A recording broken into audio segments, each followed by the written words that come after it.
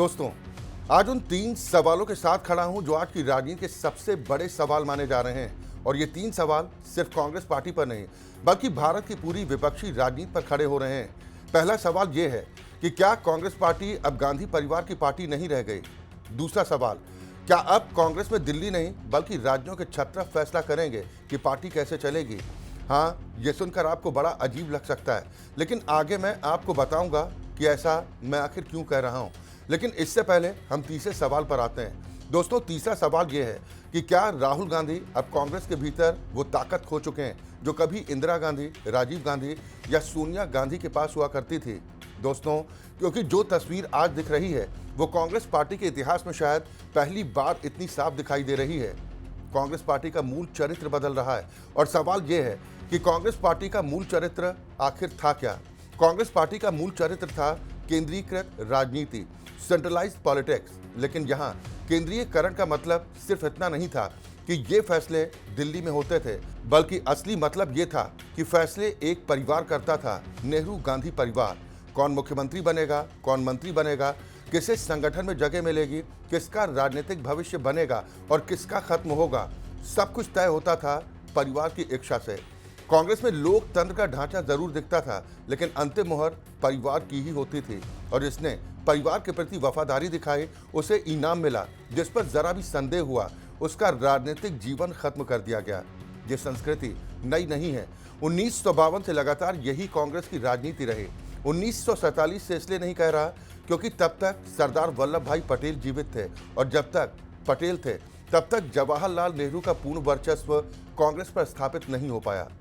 लोग अक्सर कहते हैं कि नेहरू और पटेल के बीच बड़ा सामंजस्य था, लेकिन इतिहास की परतें हटाइए तो तस्वीर बिल्कुल अलग दिखाई देती। प्रधानमंत्री पद भले ही पटेल ने नेहरू के लिए छोड़ दिया, लेकिन पार्टी और सरकार पर नेहरू का एक छत्र वर्चस्व जिसे पटेल ने कभी स्वीकार नहीं किया। कांग्रेस अध्यक्ष चुनाव इसका सबसे बड़ा उदाहरण है। नेहरू चाहते थे आचार्य कृपलानी अध्यक्ष बने, पटेल ने पुरुषोत्तम दास टंडन को खड़ा कर दिया और नतीजा क्या हुआ। नेहरू के उम्मीदवार हार गए, पटेल के उम्मीदवार जीत गए। नेहरू इतने खफा हुए कि चुनाव के दौरान कह दिया था कि अगर कृपलानी हार गए तो मैं इस्तीफा दे दूंगा। चुनाव नतीजा आया, रफ़ी अहमद किदवई सरदार पटेल से मिलने पहुंचे। पटेल मुस्कुराए और बोले, क्या जवाहर का इस्तीफा लेकर आए हो। अब जरा इस एक वाक्य को समझिए, यह सिर्फ राजनीतिक व्यंग नहीं था, ये सत्ता संतुलन का संदेश था।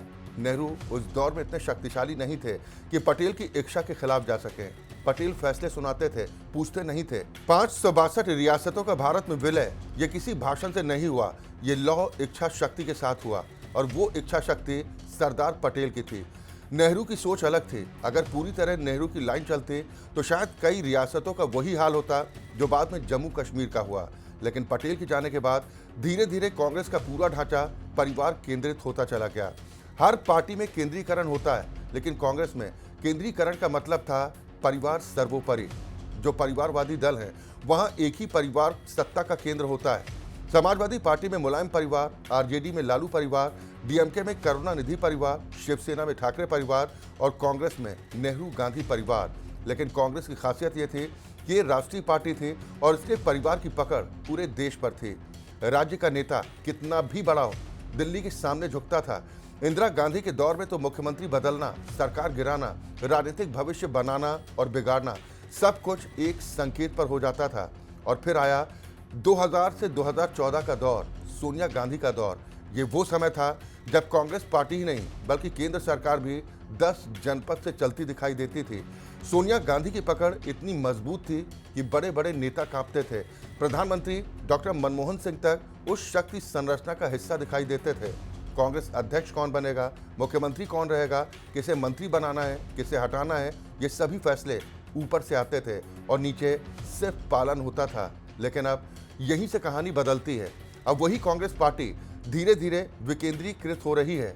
लेकिन ध्यान रखिए, ये विकेंद्रीकरण गांधी परिवार की इच्छा से नहीं हो रहा, गांधी परिवार की मजबूरी से हो रहा है। और ये बदलाव दो स्तरों पर दिखाई देता है, पहला गठबंधन की राजनीति में और दूसरा कांग्रेस पार्टी के भीतर। अब पहले गठबंधन की राजनीति को समझिए। उत्तर प्रदेश से शुरुआत कीजिए। आज अगर कांग्रेस समाजवादी पार्टी के साथ गठबंधन में है तो फैसला कौन करता है? क्या राहुल गांधी करते हैं नहीं, आप भी जानते हैं अखिलेश यादव वो फैसला करते हैं कांग्रेस कितनी सीट लड़ेगी, कहां लड़ेगी, गठबंधन रहेगा या फिर नहीं रहेगा, ये सब अखिलेश यादव तय करते हैं। कांग्रेस सिर्फ मानती है। अब बिहार में जाइए, वहां तेजस्वी यादव और लालू प्रसाद यादव तय करते हैं कि कांग्रेस की हैसियत क्या होगी। तमिलनाडु में डीएमके के साथ ही यही स्थिति थी और अब अगर विजय की पार्टी के साथ समीकरण बनता है तो वहां भी वही होगा। विजय तय करेंगे कि कांग्रेस को कितनी जगह मिलेगी, कौन सा मंत्रालय मिलेगा, कितनी राजनीतिक छूट मिलेगी। यानी राष्ट्रीय पार्टी होने के बावजूद कांग्रेस अब क्षेत्रीय दलों के सामने जूनियर पार्टनर बन चुकी है और ये सिर्फ राजनीतिक मजबूरी नहीं, ये शक्ति संतुलन का बदलना है। यानी अब कांग्रेस दूसरों को निर्देश नहीं देती, दूसरों से निर्देश लेती है। और सबसे बड़ा संकट यह है कि कांग्रेस कहीं भी गठबंधन की बड़ी पार्टी नहीं है। जिस राज्य में जाती है वहां क्षेत्रीय दल उससे बड़े हैं, इसलिए शर्तें भी वही तय करते हैं और यही कांग्रेस के मूल चरित्र में सबसे बड़ा बदलाव है। पहले कांग्रेस दूसरों को नियंत्रित करती थी, अब दूसरे कांग्रेस को नियंत्रित कर रहे हैं। लेकिन कहानी सिर्फ गठबंधन की राजनीति तक सीमित नहीं है। असल संकट कांग्रेस पार्टी के भीतर शुरू हो चुका है और यही वो बदलाव है जो राहुल गांधी और गांधी परिवार की वास्तविक राजनीतिक स्थिति को उजागर करता है। कर्नाटक को देखिए, 2.5 साल का फॉर्मूला तय हुआ था। 2.5 साल सिद्धारमैया मुख्यमंत्री रहेंगे और फिर डीके शिव कुमार को मौका मिलेगा। यह सिर्फ राजनीतिक समझौता नहीं था, यह गांधी परिवार की सहमति से बना फॉर्मूला था। लेकिन हुआ क्या? सिद्धारमैया ने साफ संकेत दे दिए, कुर्सी छोड़ने वाले नहीं हैं और कांग्रेस हाईकमान कुछ नहीं कर पाया। अब जरा सोचिए, जिस कांग्रेस में कभी मुख्यमंत्री दिल्ली के एक इशारे पर बदल दिए जाते थे, वही आज दिल्ली मुख्यमंत्री को हटाने की स्थिति में नहीं है। राजस्थान में यही हुआ। अशोक गहलोत को कहा गया मुख्यमंत्री पद छोड़ दीजिए, राष्ट्रीय अध्यक्ष बन जाइए, लेकिन गहलोत ने सीधी चुनौती दे दी। दिल्ली से ऑब्जर्वर भेजे गए, मल्लिकार्जुन खड़गे गए, अजय माकन गए, लेकिन विधायक दल की बैठक तक नहीं हो पाई।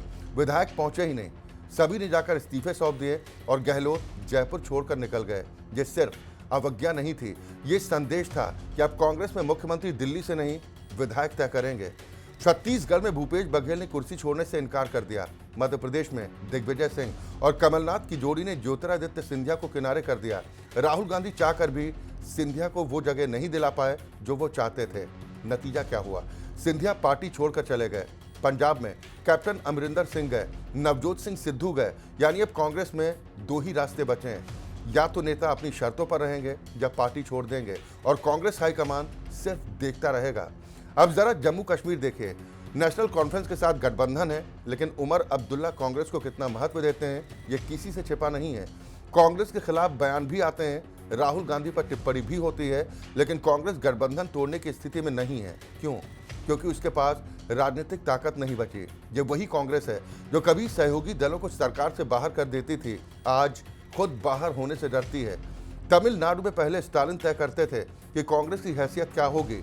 अब अगर विजय की राजनीति उभरती है तो वही स्थिति बनी रहेगी।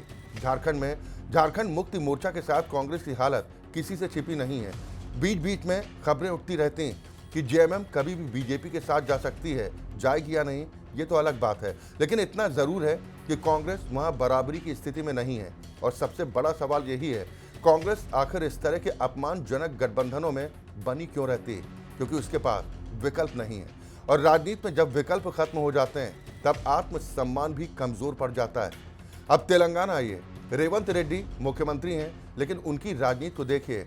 प्रधानमंत्री नरेंद्र मोदी के साथ उनकी केमिस्ट्री अलग दिखाई देती है और राहुल गांधी के साथ बिल्कुल अलग। उन्होंने सार्वजनिक मंच से कहा, मैं किसी हाईकमान को नहीं मानता, तेलंगाना में मैं ही हाईकमान हूं। अब जरा सोचिए, अगर ये बयान इंदिरा गांधी के दौर में आया होता तो क्या वो नेता अगले दिन मुख्यमंत्री रहता? कल्पना भी नहीं की जा सकती। लेकिन आज रेवंत रेड्डी मुख्यमंत्री भी हैं और मजबूत भी, क्योंकि अब नेताओं के मन से डर निकल चुका है और राजनीति में सबसे बड़ा परिवर्तन तब होता है जब डर खत्म हो जाता है। अब आइए सबसे ताज़ा उदाहरण पर, केरल की स्थिति आपने देखी। ये पूरा घटनाक्रम कांग्रेस के बदलते चरित्र का सबसे बड़ा प्रमाण है। मुख्यमंत्री पद के लिए 3 दावेदार थे। राहुल गांधी चाहते थे कि केसी वेणुगोपाल मुख्यमंत्री बने, सोनिया गांधी रमेश चेन्नीथला के पक्ष में थीं और पर्दे के पीछे प्रियंका गांधी वीडी सतीशन के साथ खड़ी थीं। लेकिन अंत में हुआ क्या? वही जो राज्य नेतृत्व चाहता था। वीडी सतीशन मुख्यमंत्री बने और राहुल गांधी चाहकर भी अपने करीबी नेता को मुख्यमंत्री नहीं बनवा पाए। अब जरा इस बदलाव को समझिए। वीडी सतीशन राष्ट्रीय राजनीति का बड़ा चेहरा नहीं है। केरल से बाहर उनका कोई बड़ा प्रभाव नहीं, लेकिन केरल कांग्रेस में वही होगा जो सतीशन चाहेंगे। उन्होंने गांधी परिवार को संदेश दे दिया कि अब दिल्ली आदेश नहीं दे सकती, सिर्फ सहमति दे सकती। और प्रियंका गांधी ने यहाँ सबसे ज्यादा राजनीतिक चतुराई दिखाई। उन्होंने खुलकर राहुल गांधी का विरोध तो नहीं किया, लेकिन हवा का रुख पहचान लिया और उसी दिशा में खड़ी हो गई। यानी कांग्रेस के भीतर अब सिर्फ क्षेत्रीय शत्रप ही नहीं, बल्कि गांधी परिवार के भीतर भी अलग अलग शक्ति केंद्र उभरते दिखाई देने लगे हैं। और यही वजह है कि आज कांग्रेस पार्टी का पुराना सेंट्रलाइज्ड मॉडल टूट चुका है और अब कांग्रेस में हाई कमान आदेश नहीं देता, समझौता करता है। अब मुख्यमंत्री दिल्ली से तय नहीं होते, राज्य तय करते हैं। अब गांधी परिवार नेताओं का राजनीतिक भविष्य तय नहीं करता, बल्कि नेता तय करते हैं कि गांधी परिवार की क्या भूमिका होगी। और ये बदलाव अचानक नहीं आया। 2018 से इसकी शुरुआत साफ दिखाई देने लगी थी। राजस्थान, मध्य प्रदेश, छत्तीसगढ़, इन 3 राज्यों ने बता दिया था कि राहुल गांधी की इच्छा अंतिम नहीं है। और अब 2026 आते आते ये एक नई राजनीतिक संस्कृति बन चुकी है। कांग्रेस में वफादारी से ज्यादा महत्व ताकत का है। जिसके पास विधायक हैं उसके पास जनाधार है, जिसके पास राज्य संगठन है उसी की चलेगी। और गांधी परिवार के सामने विकल्प क्या है? या तो मुहर लगाइए या टूटती हुई पार्टी देखिए। सबसे बड़ा सवाल यही है कि क्या ये बदलाव कांग्रेस को मजबूत करेगा या कांग्रेस को क्षेत्रीय टुकड़ों में बांट देगा? क्योंकि कांग्रेस पार्टी की सबसे बड़ी ताकत क्या थी? एक केंद्रीकृत नेतृत्व, एक आदेश, एक दिशा। लेकिन अब हर राज्य का नेता अपने आप को बादशाह समझ रहा है। और जब हर सूबे में अलग सत्ता केंद्र बनते हैं तो राष्ट्रीय पार्टी धीरे धीरे महासंघ बन जाती है। क्या कांग्रेस उसी दिशा में जा रही है? ये आने वाले चुनाव तय करेंगे। 2027 में 7 राज्यों के विधानसभा चुनाव होने हैं। लोकसभा चुनाव से पहले का सबसे बड़ा राजनीतिक टेस्ट यहीं से तय होगा कि कांग्रेस में गांधी परिवार की वास्तविक ताकत कितनी बची। राहुल गांधी सिर्फ चेहरा हैं या अभी भी नियंत्रण उनके हाथ में है? और अगर इन चुनाव में कांग्रेस कमजोर हुई तो क्या अगली बगावत सिर्फ राज्यों तक सीमित रहेगी या फिर गांधी परिवार के नेतृत्व पर भी खुला सवाल उठेगा? क्योंकि राजनीति में सत्ता सिर्फ पद से नहीं चलती, सत्ता चलती है प्रभाव से, डर से और विश्वास से। और कांग्रेस में गांधी परिवार धीरे धीरे ये तीनों चीजें खोता दिखाई दे रहा है। तो फिलहाल मेरे साथ इस सेगमेंट पे इतना ही। अगले सेगमेंट में फिर मुलाकात होगी किसी नए विश्लेषण के साथ। तब तक के लिए नमस्कार।